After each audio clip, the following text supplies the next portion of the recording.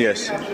Hindi, ang sinasabi ko lang, si Sara, 1,000,000% hindi nila maareglo.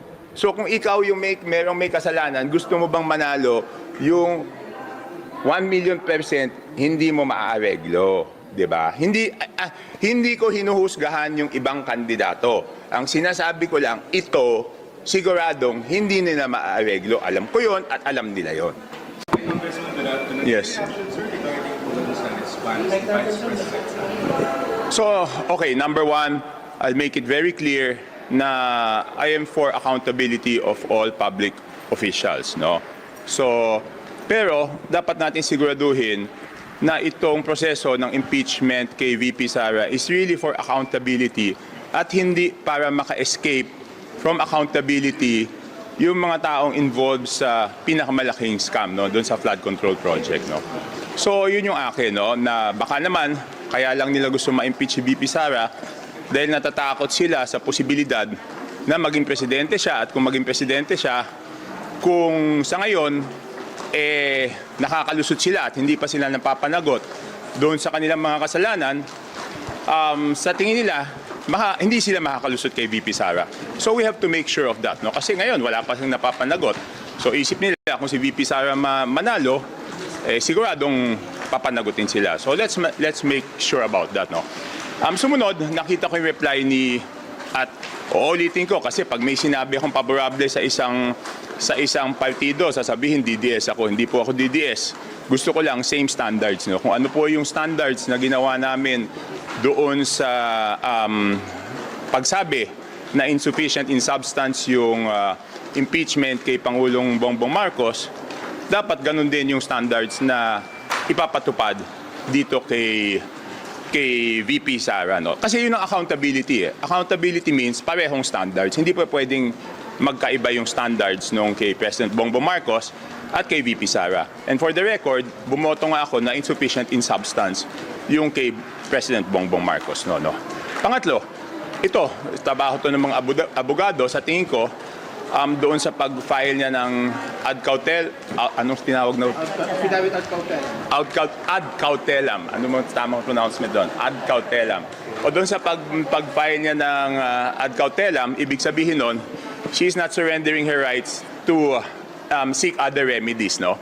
So, mukhang, baka, no? Hindi ko alam kung anong plano nila kasi ad cautelam, baka questionin nila sa Supreme Court yung due process, tsaka yung base doon sa kaniyang reply, baka ang questionin doon is yung 1-year ban, yung due process, at yung kung parehong standards ba ang ginamit doon sa impeachment kay President Bongbong Marcos at tsaka sa kanya. So yun ang tingin kong mga posibilidad. Is it possible na baka paulan naman ito sa technicalities? Hindi na technicalities kasi ang tatanungin is same standards ba ang ginamit, no? Okay, ito naman tingin ko lang, okay, isa-isahin natin yung mga accusations, no? Yung COA, hindi pa kasi final yung COA. Alam naman natin yung notice of disallowance, appealable yan. At kahit magkaroon ng finality doon sa COA, pwede pang appeal yan hanggang Supreme Court, no? So, yon. O baka sabihin na naman, dinidepensa ko yung sa akin, totoo lang. Sino magtututol sa akin at sabihin na final na yung decision ng COA? Hindi pa yun final, no? Ano pa ba yung isa? Yung flight threat. Kasi sabi nila siya daw mismo ang nagsabi nun sa video. So, matibay ng credential. Ha? Sabi ni VP, wala daw kontrata. So, hindi daw considered the threat yun. Hindi, sa akin hindi yun eh. Sa akin, di ba yung grave threat is a criminal offense, di ba? So, di dapat file nila sa Department of Justice. Di ba? Bakit di nila file? Who can say it's a grave threat? Kunyari ako, may nanakot sa akin. Pwede bang siya ang magsabi na grave threat yun? Di ba ako lang magsasabi if I was gravely threatened or not anyone else, di ba? Di ba sa criminal case ang magpa-file ng grave threats, kung sino yung tinakot. Di dapat kung sino yung tinakot, sila yung nag-file ng grave threats. Tsaka para sa akin sa DOJ yan eh.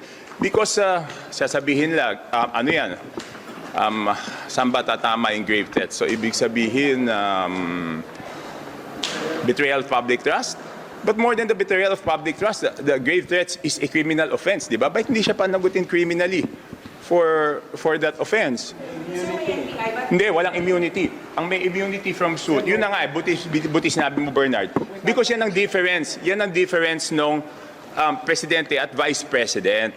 Ang president is immune from suit habang siya ay presidente. Ang vice president is not immune from suit. So, dapat doon nila final doon sa DOJ. Ano pa ba? Yung SALN, alam mo yung SALN, napaka-ipokrito naman ng Kongreso. Hindi pa nga rini-release yung SALN ng mga congressman. Nakuha niyo ba SALN? Ako rinelease ko. O di ba, yun nga ang stonewalling eh. Ayaw nilang i-release. Di ba kahit sa ombudsman, nagsabi si kung tama yung pagkatanda ko, medyo may sinabi si Ombudsman Boying Remulla doon, kasi nga ayaw i-release ng Congress yung SALN ng mga congressman. So ano yun? I mean, that's the height of hypocrisy.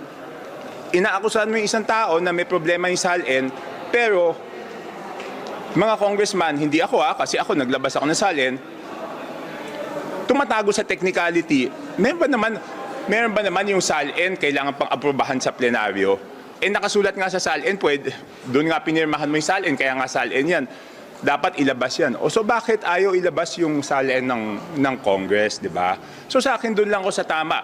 I will not be swayed by those who are pro-BBM. I will not be swayed by those who are pro-Sara. Basta ako, kahit ano sabihin nila, gagawin ko kung ano yung sa tingin kong tama. Sir, yung sa threat lang, kasi may video po si Vice. Hindi sa akin nga, again. Saying that, may tinawagan na. Yes, okay, sa akin, Patayin mo. sa akin, hindi, it's explicit. It's explicit. You don't consider that a threat? No, if it's a threat, then whoever is threatened should be the one to file the case doon sa Department of Justice for grave threats, di ba?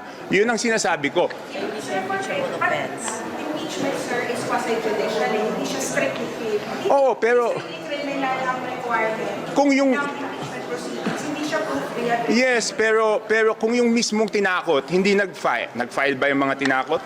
I don't know kung nag-file sila. Yes, sir, nag-ano po yung NBI. Ha? Nag-investigate lang NBI. Oh, so ano naging resulta ng though quasi judicial yung Congress, anong resulta ng investigasyon ng NBI? Dapat siguro ilabas nila, 'di ba? Kung, ano man sabi niyo dun sa parang threat ni na Puno et al. Na Hindi, okay, isa pa yung kay Madriaga. Kay Madriaga, wala namang ebidensya, 'di ba? 'Di ba ang sinasabi ko lang, kung nag-rule yung Committee on Justice na walang ebidensya doon sa kay President Bongbong Marcos, dapat same standards lang ang gamitin natin. Di ba? Kasi ang problema dito, we cannot... Okay, maging totoo tayo sa lahat ng sinasabi. Alam ko, madami ayaw kay VP Sara. Madami takot kay VP Sara na maging presidente. Pero we cannot impose our fear or our will on her kasi may bumoto sa kanya eh. Di ba, hindi natin patakbuhin sa eleksyon? Tapos magdesisyon yung tao, di ba? Bakit natin i-impose yan, di ba? Kung do you think po ba itong impeachment case na to are all motivated kasi nga 32 million ang bumoto kay VP Sara and parang they're scared of that mandate na baka dumagdag pa or ma-retain yung mandate niya as president? No, for me, it's not that eh. I sincerely believe that doon sa mga nag-file, I sincerely believe and respect na may mga nag-file doon out of principio, no? Naniniwala sila it's an impeachable offense. I respect that. Rinerespeto ko yung grupo ng Makabayan, rinerespeto ko yung grupo nila Kiko D na yun sa kanila prinsipyo, di ba? Naniniwala ako prinsipyo nila yon. Pero yung mga kasamahan ko sa Congress, aminin natin na yung iba dyan, takot sila na maupo si Sara kasi mananagot sila. Ngayon hindi pa sila nananagot eh. Di ba? Aminin natin yan. Di ba yung 18 Marines? O yung 18 Marines, Di ba dati pag may sinabi ka tungkol sa Congress at hindi totoo, dinagalit yung mga congressman, pinatawag yung 18 Marines. Bakit ngayon takot silang patawag yung 18 Marines? Di ba? Hindi ko sinasabing lahat ng sinasabi ng 18 Marines ay totoo. Hindi ko sinasabing may sinasabi silang hindi totoo. Pero bakit hindi nila pinapatawag? Di ba? Hindi ba? Kung, At alam ko, merong mga totoo doon. Yung iba, medyo hindi ko sure kung totoo, pero alam ko may mga totoo doon. So, ay pag ano na, sa tamang panahon. ayun, may tama. Sa tamang panahon. Kung mapapatawag ang 18 Marines po ba, ipatawag, would you be willing to testify to corroborate some of their... No, first of all, gusto kong sabi ko nga yung iba doon, totoo. Merong mga naka-ano doon na hindi pa ako convinced na totoo yun. Di ba? Merong mga statements doon na hindi ako convinced na totoo. So, busy lang ngayon. Inaano ko lang kung alin yung alam kong totoo.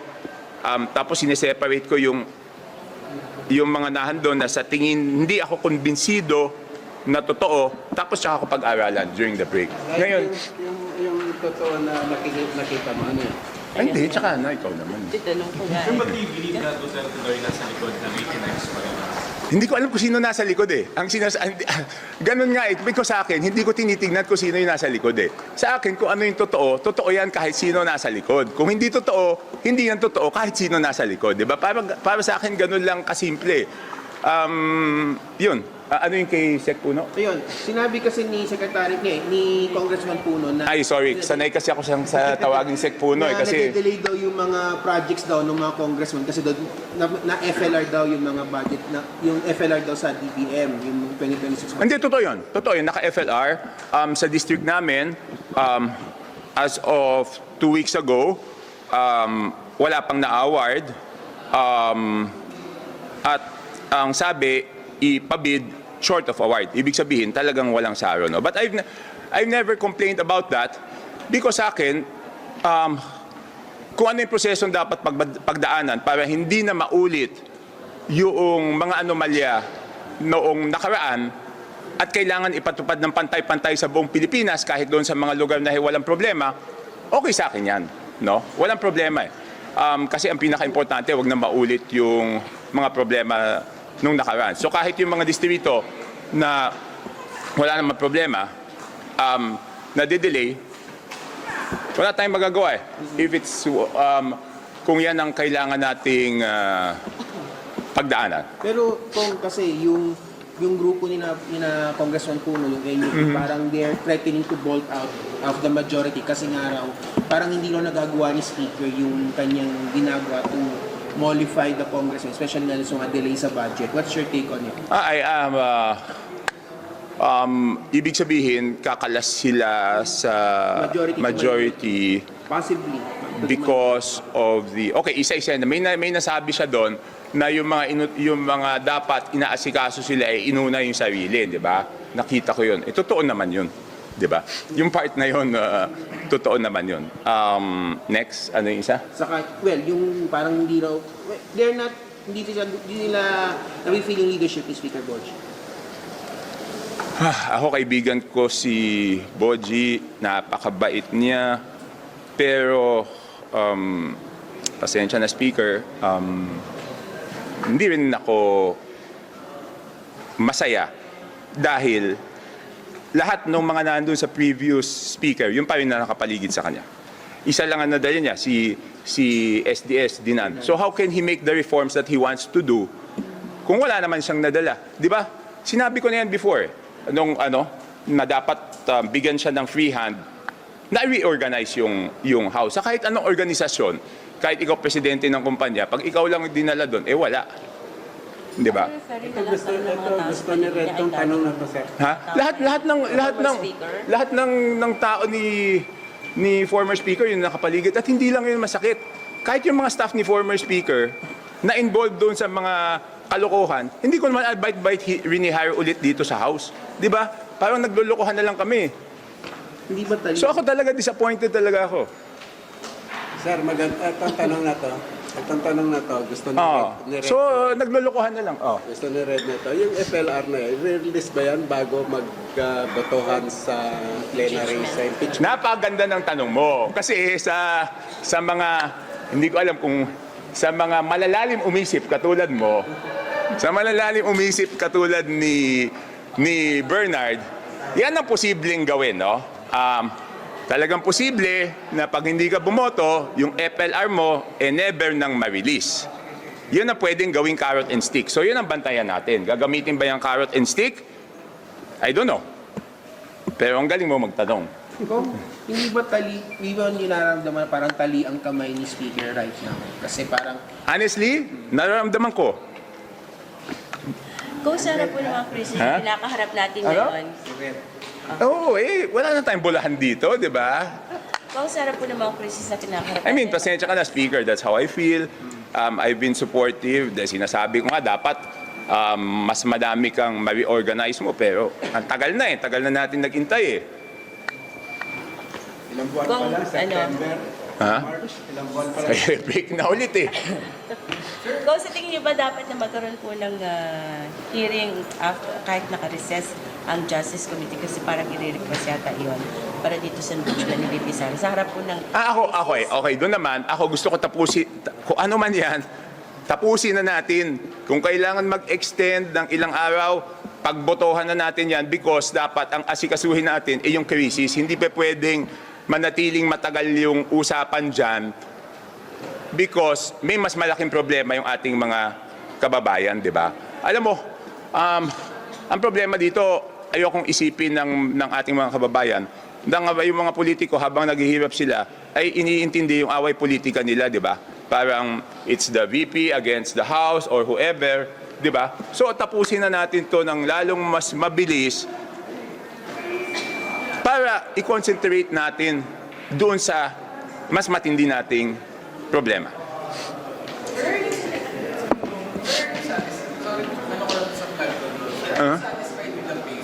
No, not satisfied. I am disappointed, frustrated, disgusted.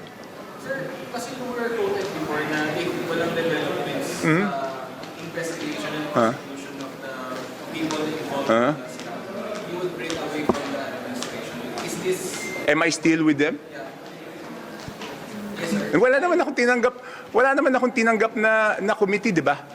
Wala naman akong tinanggap Sabi ko nga, alam mo, lahat naman ng stand ko dito is, basta hindi ako masisway ng pro-BBM, hindi ako masisway ng pro-DDS, hindi ako masisway ng kahit sino. Basta kung ano yung tingin kong tama, yun ang gagawin ko.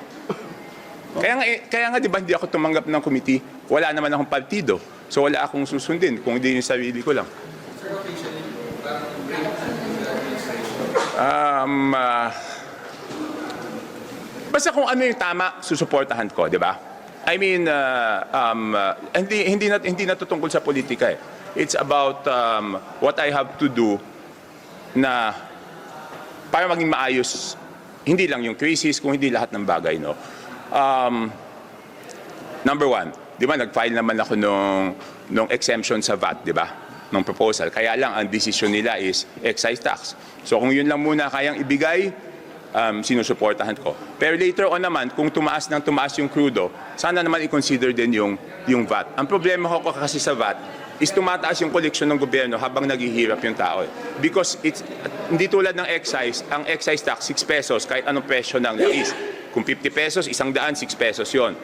Ang VAT, pag 5 peso ang 5 piso, 50 pesos, ang diesel, ang VAT nun is 12%, so which is 6 pesos. Pag ng 100 piso yung diesel, katulad ngayon, nagiging 12 pesos yung VAT. So ibig sabihin yung tao nahihirapan, yung gobyerno, lumalaki yung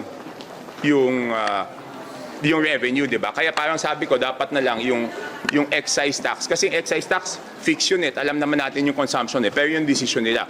Pero sana, kung lalo pang tumaas yung presyo ng fuel, sana, wag naman sarado yung isip, no?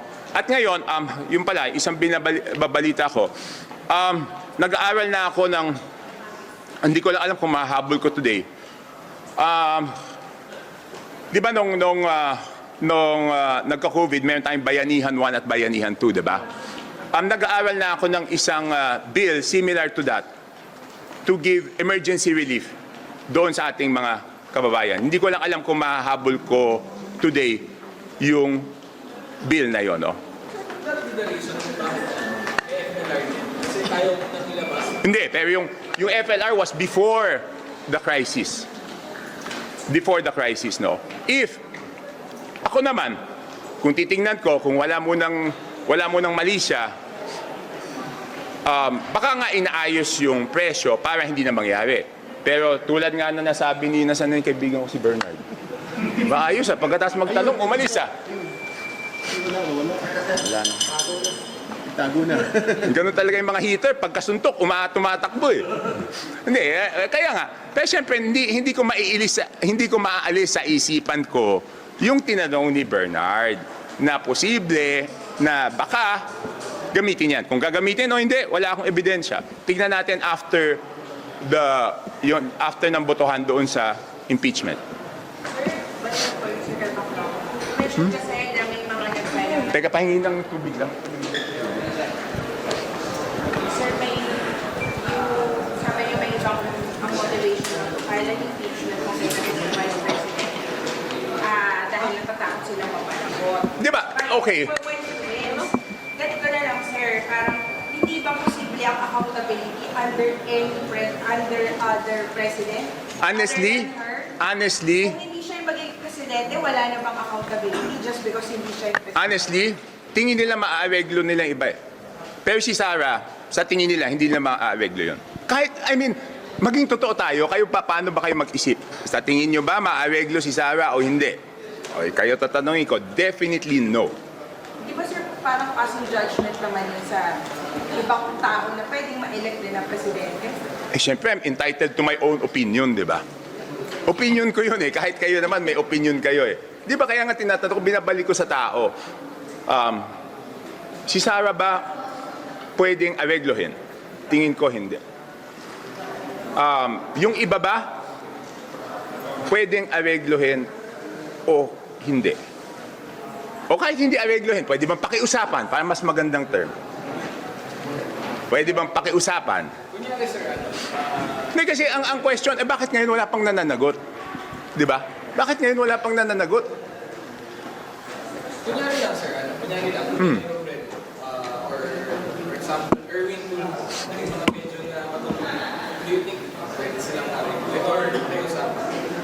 Alam mo, I don't want to pass judgment on them. Pero hindi lang naman sila mag-isa ang magdidesisyon dyan eh. Di ba? Di ba? Hindi naman silang isa lang magdidesisyon dyan. Parang tinatanong mo ngayon, bakit ngayon wala pang nangyayari? Naareglo ba yung gobyerno o hindi? Di ba? O lumalambot ba o hindi? Di ba? Pero si Sarah hindi.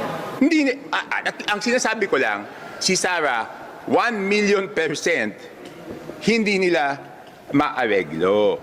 So kung ikaw yung merong may kasalanan, gusto mo bang manalo yung 1,000,000% hindi mo maareglo, 'di ba? Hindi ko hinuhusgahan yung ibang kandidato. Ang sinasabi ko lang, ito siguradong hindi nila maareglo. Alam ko 'yon at alam nila 'yon. What do you think po ba dun sa sinabi ng Presidente na, or yung sinabi ng ICI na magbawind down na sila by March 30? Kaso wala pang, basically parang hilaw pa yata yung ginawa ng ICI over the past few days. Hindi kasi kawawa naman yung ICI, 'di ba? Ibig sabihin, isa na lang natira si Justice Andres Reyes, number 1. Number 2, 'di ba, nag-file pa nga ako ng bill, 'di ba? Independent Commission Against Infrastructure Corruption. Wala naman nangyari. Musta na yun po? Wala na. Magbe-break na ulit, 'di ba? Thank you. Okay. Thank you.